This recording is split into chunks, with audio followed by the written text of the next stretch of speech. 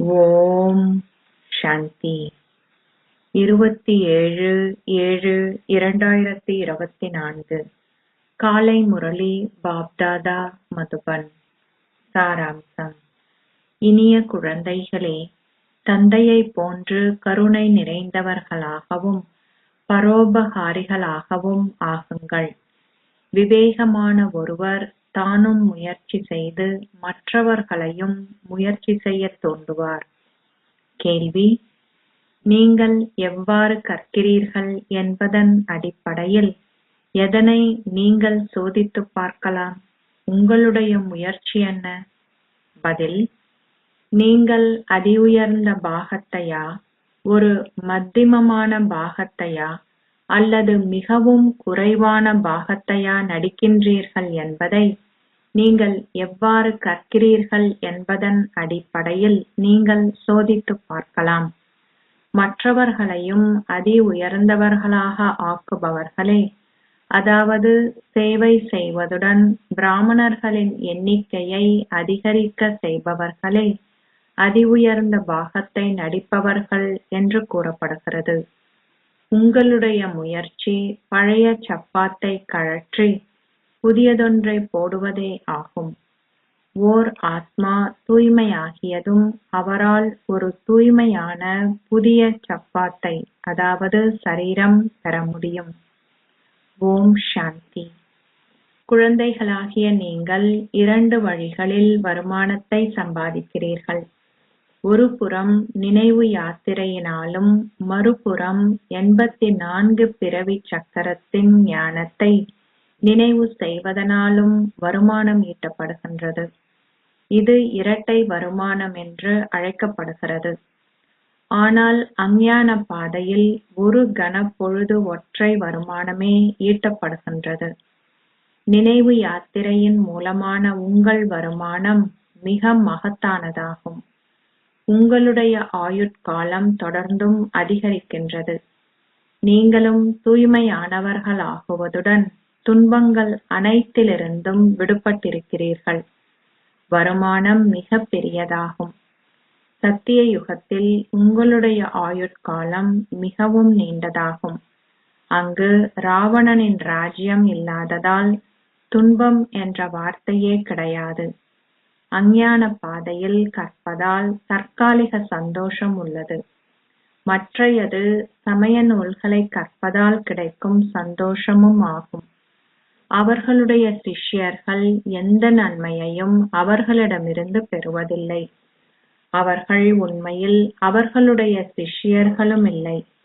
ஏனெனில் அவர்கள் தங்கள் ஆடைகள் போன்றவற்றை மாற்றுவதும் இல்லை, தங்கள் வீடுகளை விட்டு செல்வதும் இல்லை. ஆகவே அவர்களை எவ்வாறு சிஷ்யர்கள் என்று அழைக்க முடியும்? அங்கு சத்திய யுகத்தில் அமைதி, தூய்மை அனைத்தும் உள்ளது. இங்கு தூய்மையின்மையினால் ஒவ்வொரு வீட்டிலும் அமைதியின்மை அதிகளவில் உள்ளது. நீங்கள் கடவுளின் வழிகாட்டல்களை பெறுகின்றீர்கள். இப்பொழுது உங்கள் தந்தையை நினைவு செய்யுங்கள். உங்களை இறை அரசாங்கமென கருதுங்கள். எவ்வாறாயினும் நீங்கள் மறைமுகமானவர்கள். உங்கள் இதயத்தில் நீங்கள் அதிகளவு சந்தோஷத்தை கொண்டிருக்க வேண்டும். இப்பொழுது நாங்கள் ஸ்ரீமத்தை பின்பற்றுகிறோம். அவரின் சக்தியின் மூலம் நாங்கள் சதோபிரதான் ஆகுகின்றோம். இங்கு நீங்கள் ராஜ்ய பாக்கியத்தை பெறமாட்டீர்கள். எங்களுடைய ராஜ்ய பாக்கியம் புதிய உலகில் ஆகும். நாங்கள் இப்பொழுது அதனை பற்றி அறிந்துள்ளோம். லக்ஷ்மி நாராயணனின் 84 பிறவிகளின் கதையை நீங்கள் அவர்களுக்கு கூறலாம். ஒருவர் எவ்வாறானவராக இருந்தாலும் அல்லது ஓர் ஆசிரியர் எவ்வாறானவராக இருந்தாலும் எவராலும் கூற முடியாது, வாருங்கள், நான் அவர்களின் 84 பிறவிகளின் கதையை உங்களுக்கு கூறுகிறேன். இந்த விழிப்புணர்வை நீங்கள் இப்பொழுது உங்கள் புத்தியில் கொண்டிருக்கிறீர்கள். நீங்கள் ஞானக் கடலையும் கடைகிறீர்கள். இப்பொழுது நீங்கள் ஞானம் நிறைந்த சூரிய வம்சத்தினர் ஆகுகிறீர்கள். பின்னர் சத்திய யுகத்தில் நீங்கள் விஷ்ணு வம்சத்தினர் என்று அழைக்கப்படுவீர்கள். ஞான சூரியன் எழும்போது அஞ்ஞான இருள் அகன்றுவிடுகிறது. இந்நேரத்தில் நீங்கள் ஞானத்தை பெறுகிறீர்கள். இந்த ஞானத்தின் மூலமே நீங்கள் சர்க்கதி அடைகிறீர்கள். உங்களுக்கு கிடைக்கும் இந்த ஞானம் அரை கல்பத்திற்காகும். பின்னர் மற்றைய அரை கல்பத்திற்கு அஞ்ஞானம் இருக்கும். இதுவும் நாடகத்தில் நிச்சயிக்கப்பட்டுள்ளது. இப்பொழுது நீங்கள் விவேகமானவர்கள் ஆகியுள்ளீர்கள். நீங்கள் எந்தளவுக்கு அதிகமாக விவேகமானவர்கள் ஆகியிருக்கின்றீர்களோ அந்தளவுக்கு அதிகமாக மற்றவர்களையும் உங்களைப் போன்று ஆக்குவதற்கான முயற்சியை நீங்கள் செய்கிறீர்கள். உங்களுடைய தந்தை கருணை நிறைந்தவரும் பரோபகாரியும் ஆவார். குழந்தைகளாகிய நீங்களும் அவரை போன்று ஆக வேண்டும். பரோபகாரிகள் ஆகாத குழந்தைகளை நீங்கள் எவ்வாறு அழைப்பீர்கள்? உங்களிடம் தைரியம் இருக்கும்போது தந்தை உதவி செய்வார் என்பது நினைவு கூறப்படுகிறது. இதுவும் நிச்சயமாக தேவைப்படுகிறது. வேறு எவ்வாறு நீங்கள் உங்கள் ஆஸ்தியை பெறுவீர்கள்? நீங்கள் செய்யும் சேவைக்கேற்ப ஓர் ஆஸ்தியை பெறுவீர்கள். இது ஓர் இறை பணியகமாகும். கிறிஸ்துவ இஸ்லாமிய பணியகங்கள் எவ்வாறு தங்கள் சொந்த சமயத்தின் விரிவாக்கத்தை கொண்டிருப்பதை போன்று நீங்களும் உங்கள் பிராமண தர்மத்தையும் தேவ தர்மத்தையும் விரிவாக்கம் செய்கிறீர்கள். நாடகத்திற்கேற்ப குழந்தைகளாகிய நீங்கள் நிச்சயமாக உதவியாளர்கள் ஆகுகிறீர்கள். நீங்கள் நிச்சயமாக முன்னைய கல்பத்தில் நடித்த பாகத்தை நடிப்பீர்கள். ஒவ்வொருவரும் அதி உயர்ந்த பாகத்தையா, மத்திம பாகத்தையா அல்லது மிகவும் குறைவான பாகத்தையா நடிக்கிறார்கள் என்பதை நீங்கள் பார்க்கலாம். உங்கள் அனைவரையும் அதி உயர்ந்தவர்களாக ஆக்குகின்ற ஒருவரே அதி உயர்ந்த பாகத்தை நடிக்கிறார். ஆகவே நீங்கள் அனைவருக்கும் தந்தையின் அறிமுகத்தை கொடுப்பதுடன் உலகின் ஆரம்பம், மத்தி, இறுதியின் ரகசியங்களையும் விளங்கப்படுத்த வேண்டும். ரிஷிகளும் முனிவர்களும் கூறுகிறார்கள், இதுவும் இல்லை, அதுவும் இல்லை, நேற்றி நேற்றி. கடவுள் சர்வவியாபி என்று மக்கள் கூறுகிறார்கள். அவர்களுக்கு வேறு எதுவும் தெரியாது. நாடகத்திற்கேற்ப ஆத்மாக்களின் புத்தி தமோபிரதான் ஆகுகின்றது. அவர்களுடைய சரீரங்களின் புத்தி என்று நீங்கள் கூற மாட்டீர்கள். மனமும் புத்தியும் ஆத்மாவிலேயே இருக்கின்றன. குழந்தைகளாகிய நீங்கள் இதனை நன்றாக புரிந்து கொண்டு பின்னர் கடைய வேண்டும். பின்னர் நீங்கள் அதனை விளங்கப்படுத்த வேண்டும். சமய நூல்கள் போன்றவற்றை கூறுவதற்காக அந்த மக்கள் பல கடைகளை திறந்திருக்கிறார்கள். உங்களுடையதும் ஒரு கடையாகும். பெரிய நகரங்களில் பெரிய கடைகள் உங்களுக்கு தேவை. திறமையான குழந்தைகளிடம் அதிகளவு பொக்கிஷம் இருக்கிறது. எவரிடமாவது அதிகளவு பொக்கிஷம் இல்லையென்றால் அவரால் மற்றவர்களுக்கு கொடுக்க முடியாது.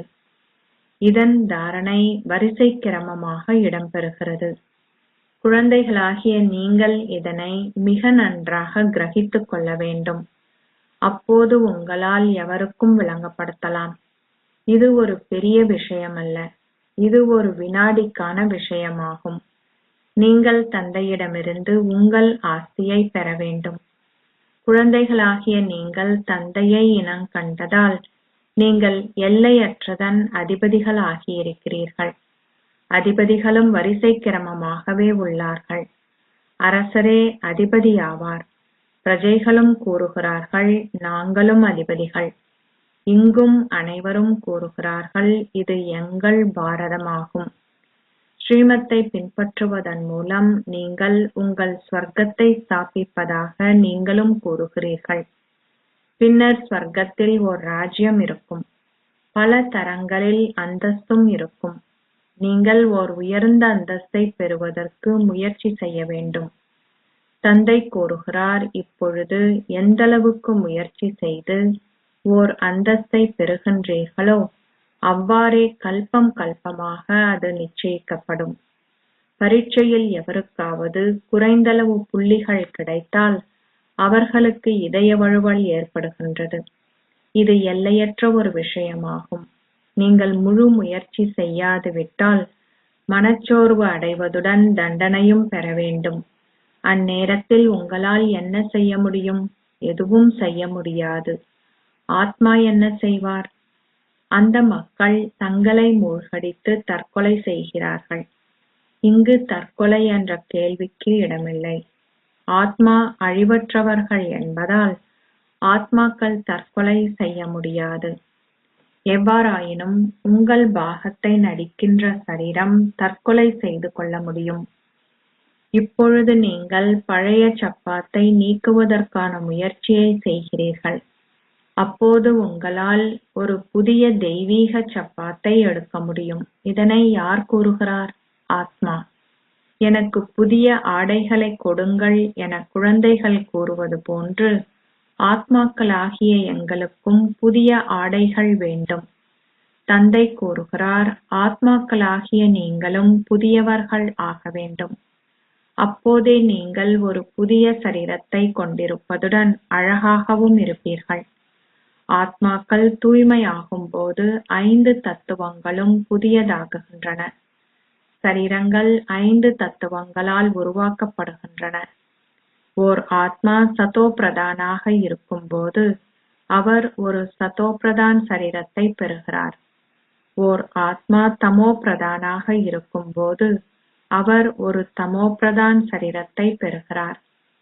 உலகம் முழுவதிலும் உள்ள பொம்மைகள் அனைத்தும் இப்பொழுது தமோ பிரதான் ஆகும். நாளுக்கு நாள் உலகம் தொடர்ந்தும் பழையதாகுவதுடன் தொடர்ந்து வீழ்கிறது. அனைத்தும் புதியதிலிருந்து பழையதாகுகின்றன. அது பழையதாகும் போது அழிக்கப்படுகிறது. இது முழு உலகிற்குமான கேள்வியாகும். புதிய உலகம் சத்திய யுகம் என்றும் பழைய உலகம் கலியுகம் என்றும் அழைக்கப்படுகிறது. ஆனால் எவருக்கும் இந்த சங்கம யுகத்தை பற்றி தெரியாது. இந்த பழைய உலகம் மாற வேண்டும் என்பது உங்களுக்கு மாத்திரமே தெரியும். தந்தையும் ஆசிரியரும் சர்க்குருவுமான எல்லையற்ற தந்தையின் கட்டளைகளாவன தூய்மையாகுங்கள். மிக பெரிய எதிரியான காமத்தை வென்று உலகை வென்றவர்கள் ஆகுங்கள். உலகை வென்றவர்கள் ஆகுவது என்றால் விஷ்ணுவின் வம்சத்தில் ஒருவர் ஆகுதல் என்று அர்த்தமாகும்.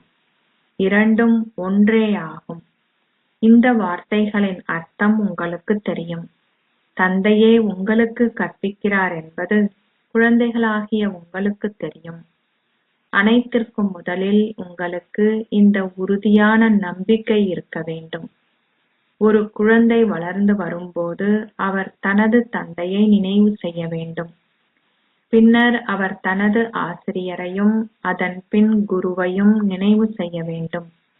அவர் இம்மூவரையும் வெவ்வேறு நேரங்களில் நினைவு செய்வார். இங்கே நீங்கள் மூவரையும் ஒரே சமயத்தில் கண்டுள்ளீர்கள். தந்தையும் ஆசிரியரும் குருவும் ஒருவரே ஆவார். ஓய்வு பெறும் ஸ்திதி என்பதன் அர்த்தத்தை கூட அம்மக்கள் புரிந்து கொள்வதில்லை. ஓய்வு பெறும் ஸ்திதிக்கு செல்ல வேண்டும். இதனாலேயே அவர்கள் தாங்கள் ஒரு குருவை ஏற்க வேண்டும் என்று நம்புகிறார்கள். 60 வயதிற்கு பின்னர் அவர்கள் ஒரு குருவை ஏற்றுக்கொள்கிறார்கள். இந்த சட்டம் இப்பொழுதே வெளிவந்துள்ளது.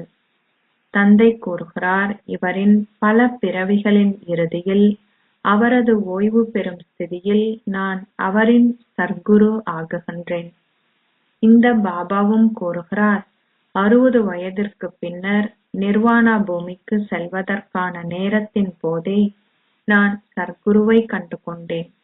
அனைவரையும் நிர்வாணா பூமிக்கு கூட்டி செல்வதற்காக தந்தை வருகிறார். நீங்கள் நிர்வாண பூமிக்கு சென்று பின்னர் உங்கள் பாகங்களை நடிப்பதற்காக இங்கு வருகிறீர்கள்.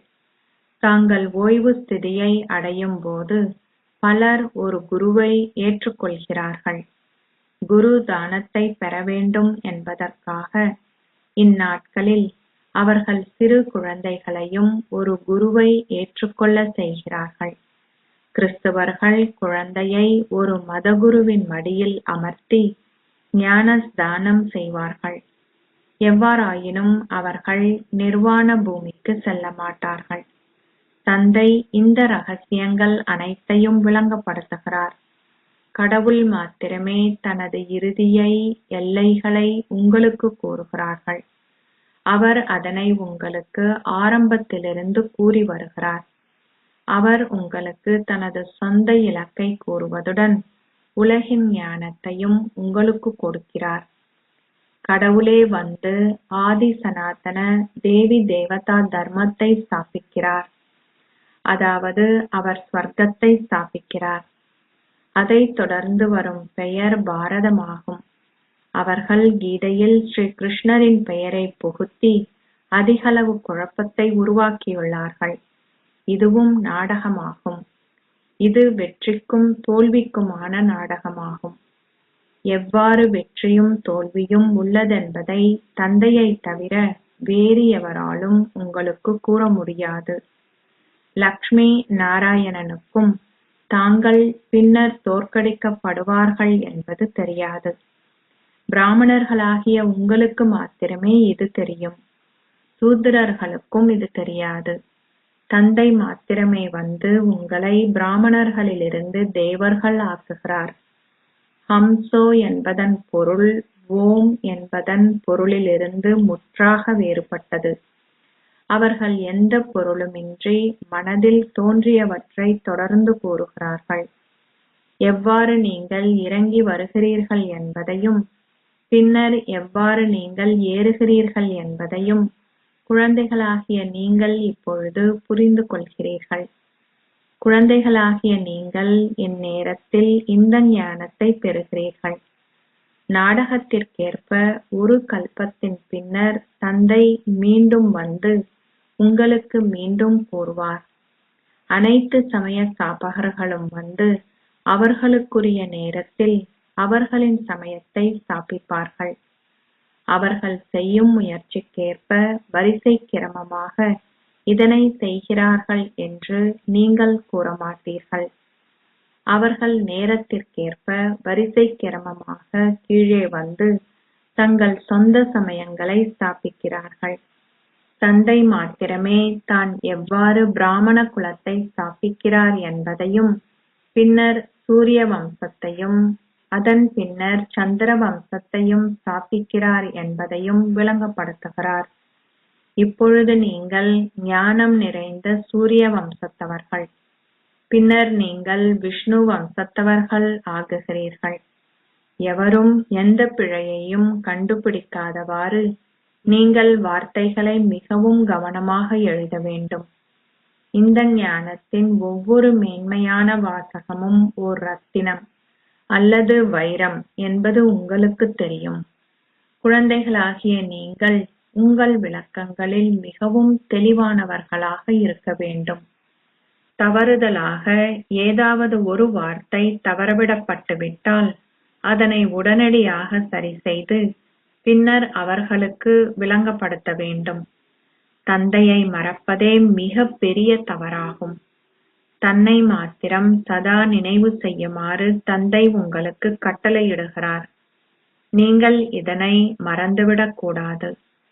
தந்தை கூறுகிறார், நீங்கள் எனது மிக பழைய காதலர்கள். காதலர்களாகிய உங்கள் அனைவருக்கும் ஒரேயொரு அன்பிற்கினியவரே இருக்கிறார்.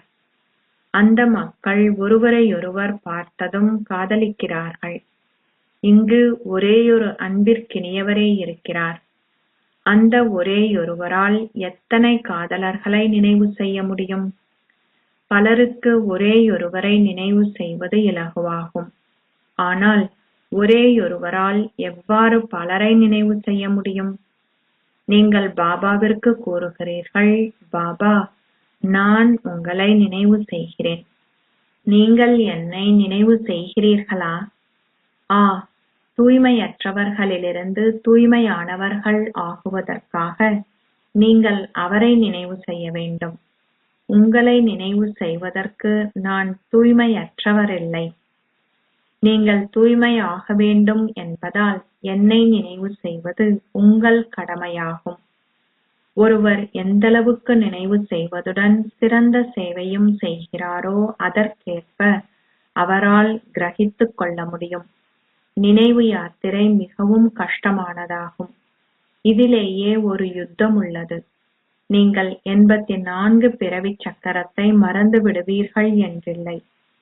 இந்த காதுகள் ஒரு தங்க பாத்திரம் போன்று ஆக வேண்டும். நீங்கள் அதிகளவு நினைவு செய்தால் உங்களால் சிறந்த முறையில் கிரகித்துக் கொள்ள முடியும். இதில் சக்தி இருக்கும்.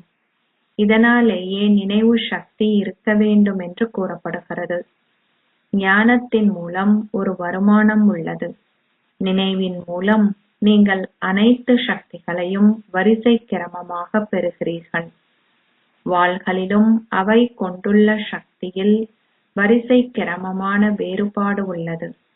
அது ஒரு பௌதீகமான விஷயமாகும். தந்தை உங்களுக்கு பிரதானமான ஒரு விஷயத்தை மாத்திரம் கூறுகிறார். ஆல்பாவை நினைவு செய்யுங்கள். உலக விநாசத்திற்காக அணுகுண்டுகள் மாத்திரமே எஞ்சியுள்ளன. வேறு எதுவும் இல்லை.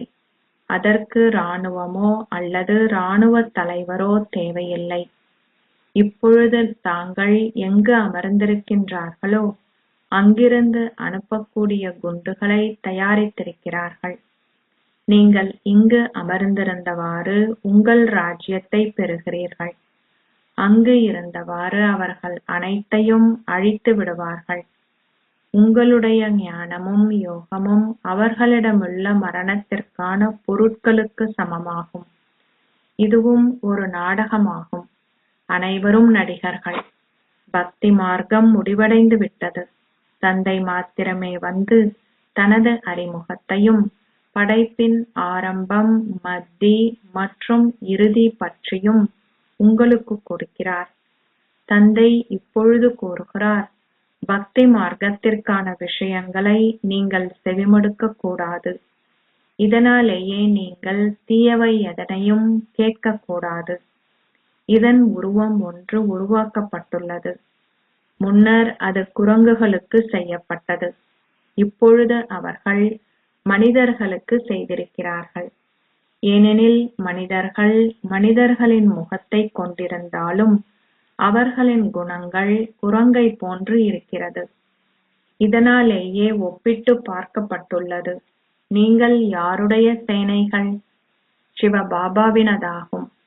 அவர் உங்களை குரங்குகளிலிருந்து ஆலயத்தில் வைப்பதற்கு தகுதி வாய்ந்தவர்களாக ஆக்குகிறார். அவர்கள் அனைத்தையும் முற்றாக மாற்றியுள்ளார்கள். குரங்கினால் பாலம் போன்றவற்றை அமைக்க முடியுமா? அவை அனைத்தும் கட்டுக்கதைகள். சமய நூல்களை நீங்கள் நம்புகிறீர்களா என்று யாராவது உங்களை கேட்டால் அவர்களுக்கு கூறுங்கள், அற்புதம்! சமய நூல்களை யார் நம்ப மாட்டார்கள்? நாங்கள் அவற்றை அதிகளவு நம்புகிறோம். நீங்கள் அவற்றை அதிகளவு கற்காது விட்டாலும் நாங்கள் அவற்றை கற்கிறோம். நாங்கள் அதனை அரை கல்பமாக கற்றிருக்கிறோம். ஸ்வர்க்கத்தில் சமய நூல்களோ அல்லது பக்தி சம்பந்தமான விஷயங்களோ இருக்க மாட்டாது. தந்தை மிக இலகுவாக விளங்கப்படுத்துகிறார். இருந்த போதும் உங்களால் மற்றவர்களை உங்களை போன்று ஆக்க முடியாது. தங்கள் குழந்தைகளின் மீதுள்ள பற்றினால் அவர்களால் வர முடியாது உள்ளது. இதுவும் நாடகம் என்று கூறப்படுகிறது. தந்தை கூறுகிறார், நீங்கள் ஒரு கிழமைக்கோ அல்லது 2 கிழமைகளுக்கோ பாடநெறியை பெற்று பின்னர் மற்றவர்களை உங்களை போன்று ஆக்குவதற்கு ஆரம்பிக்க வேண்டும். நீங்கள் இந்த சேவையை பெரிய நகரங்களுக்கும் தலைநகருக்கும் எடுத்து செல்ல வேண்டும். அப்பொழுது அவர்களின், அதாவது பிரபல்யமானவர்களின் குரல்கள் வெளிப்படும். பிரபல்யமான மக்களின் குரல்கள் அல்லாது ஓசை பரவ மாட்டாது. அதிகளவு வலுவான சேவை அனைத்து இடங்களிலும் பரவும் போது பலர் வருவார்கள். நீங்கள் கடவுளின் வழிகாட்டல்களை பெறுகின்றீர்கள். அச்சா, இனிமையிலும் இனிமையான அன்புக்குரிய, எப்போதோ தொலைந்து இப்போது கண்டெடுக்கப்பட்டிருக்கும் குழந்தைகளுக்கு உங்கள் தாய் தந்தையாக இருக்கும் பாப் தாதாவின் அன்பும் நினைவுகளும் காலை வந்தனங்களும். ஆன்மீக தந்தை ஆன்மீக குழந்தைகளுக்கு நமஸ்தே சொல்கிறார். ஆன்மீக குழந்தைகள் ஆன்மீக தந்தைக்கு நமஸ்தே சொல்கின்றனர். தாரணைக்கான சாராம்சம். 1. உங்களுடைய புத்தியை இந்த ஞானத்தினாலும் யோகத்தினாலும் சீர்படுத்துங்கள். தந்தையை மறந்துவிடுகின்ற தவறை செய்யாதீர்கள். ஒரு காதலராகி அன்பிற்கினியவரை நினைவு செய்யுங்கள். 2. பந்தனங்களிலிருந்து விடுபட்டு மற்றவர்களையும் உங்களைப் போன்று ஆக்குகின்ற சேவையை செய்யுங்கள். ஓர் உயர்ந்த அந்தஸ்தை பெறுவதற்கு முயற்சி செய்யுங்கள். என்றுமே உங்கள் முயற்சியை இட்டு மனம் தளராதீர்கள். ஆசீர்வாதம். ஒருமுகப்படுத்தும் ஸ்திதியில் 1 நிமிடத்தை செலவழிப்பதன் மூலம் ஏகாந்தத்தில் நிலைத்திருந்து சக்திமிக்க அனுபவத்தை கொண்டிருந்து பிறருக்கும் அதனை கொடுப்பீர்களாக. ஏகாந்தத்தில் நிலைத்திருப்பது என்றால் ஒரு சக்திமிக்க ஸ்திதியில் உங்களை ஸ்திரப்படுத்திக் கொள்வதாகும். உங்களை விதை ஸ்திதியில் ஸ்திரப்படுத்தி நீங்கள் வெளிச்ச வீடாகவும் சக்தி வீடாகவும் ஆகி உலகிற்கு வெளிச்சத்தையும் சக்தியையும் கொடுக்கவோ அல்லது தேவதை ஸ்திதியில் நிலைத்திருந்து உங்களால் அவ்யக்த ஸ்திதியின் அனுபவத்தையோ பிறருக்கு கொடுக்க முடியும். இந்த ஸ்திதியில் நீங்கள் 1 நிமிடமோ அல்லது 1 வினாடியோ உங்களை ஒருமுகப்படுத்தும் போது உங்களுக்கும் பிறருக்கும் உங்களால் அதிகளவு நன்மை செய்ய முடியும். நீங்கள் இதனையே பயிற்சி செய்ய வேண்டும். ஸ்லோகம். ஒவ்வொரு எண்ணத்தையும் ஒவ்வொரு வார்த்தையையும் தூய்மையின் அதிர்வலைகளில் அமிழ்த்திக் கொண்டிருப்பவரே ஒரு பிரம்மச்சாரி ஆவார். ஓம் சாந்தி.